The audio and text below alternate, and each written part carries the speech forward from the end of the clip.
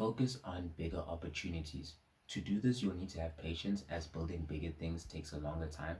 And you'll also need to have faith that it will be more productive or make you more money than chasing the smaller opportunities or deals that you know you can get. I personally am not great at both of those things and I'm still learning, but I think many entrepreneurs are the same. But you get to a certain point where chasing after smaller opportunities starts to plateau and you also yearn for more money, right? And just want to do more in terms of your entrepreneurial journey. Ironically, there are many case studies that show going for bigger opportunities is usually the fastest way to grow. When you really take a step back and look at the opportunities with the highest revenue attractiveness and largest profit margins, it takes years to build out these products. For example, pieces of hardware like Nvidia or innovative cars such as Teslas, right? And if you want to reach the top of the entrepreneurial world, these are usually the fastest ways to get there rather than building up an extremely large portfolio of businesses, which can take even longer than building the products, right? With the rise of the subscription economy, building products that can service and retain clients takes a large amount of capital and a long period of time. You and your team are also going to have to digest a lot of data first to really understand how to tackle huge goals, right? You might have to segment which customers you're going to have to focus on and find different ways in which you can create the most amount of value. Even in private equity, investors prefer to acquire larger platforms, which are the bigger opportunities in their world to grow faster. So even though there is this evidence that proves that you should take the risk at a certain point, you as an entrepreneur might still have analysis paralysis or just be at a crossroads in your business. To overcome this, you should try find a forcing function, which is something that's going to make you commit to your goal. This might be working with and forming partnerships with people who want to grow. This will force you to start chasing the larger opportunities necessary for your growth. You also need to keep in mind that your product goes beyond just an item in your store. It is your branding, your distribution system, and many of the other factors connected to your business.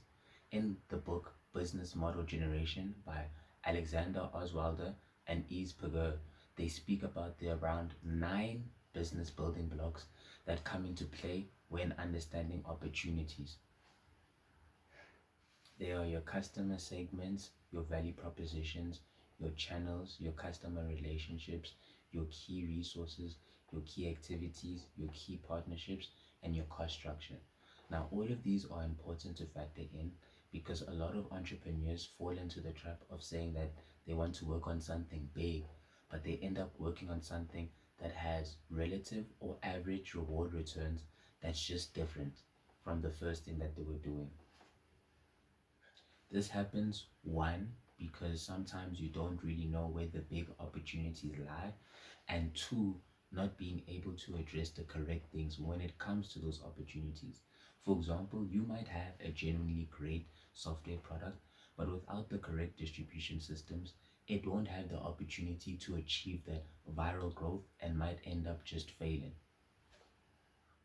Or let's say you have the marketing money to push one of your product launches, but it ultimately underperforms and fails because a lot of the futures that you built weren't what people were looking for.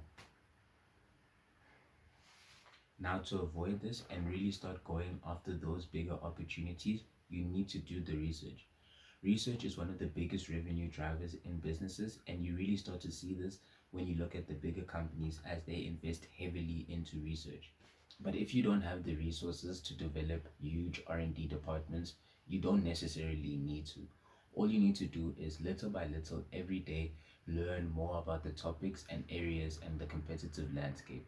Read academic papers and all the articles and books about the problems you face and the industries that you want to enter, and just make it a part of your culture as well. Set up a Slack channel where people can share good educational videos and books. These marginal wins over an extended period of time, you will see start to increase your growth and profits. It will also increase your guys' ability to execute on the necessary things when it comes to chasing the bigger opportunities. You should also learn to set up academic papers yourself. This will differentiate you in your marketplace. This also goes back to understanding the elements of making a great product. The top guys in your industries go beyond building basic funnels and really try to build advanced funnels.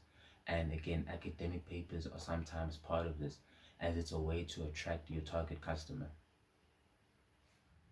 You might just see the surface level of things, but trust, there's a bunch of engineering gone into developing systems that consistently keep the millions flowing back to them.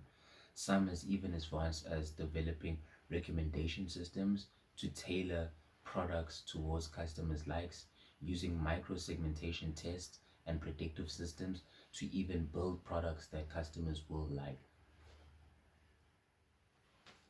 But to get to the point where you're really able to pursue these bigger opportunities, there's a lot of work necessary. I believe you shouldn't overextend. This doesn't mean don't try reach higher goals, but don't destroy yourself in the process. Your business and income are going to start to plateau at a certain point. Growth is going to shrink, and so are profit margins. This is when you really need to start chasing those bigger opportunities. When it comes to business, there are no shortcuts for experience. But even with experience, you're going to need to consistently explore. Experience gives you the ability to execute on strategies better, but if those strategies aren't aligned with the modern times, you won't be able to capture market share.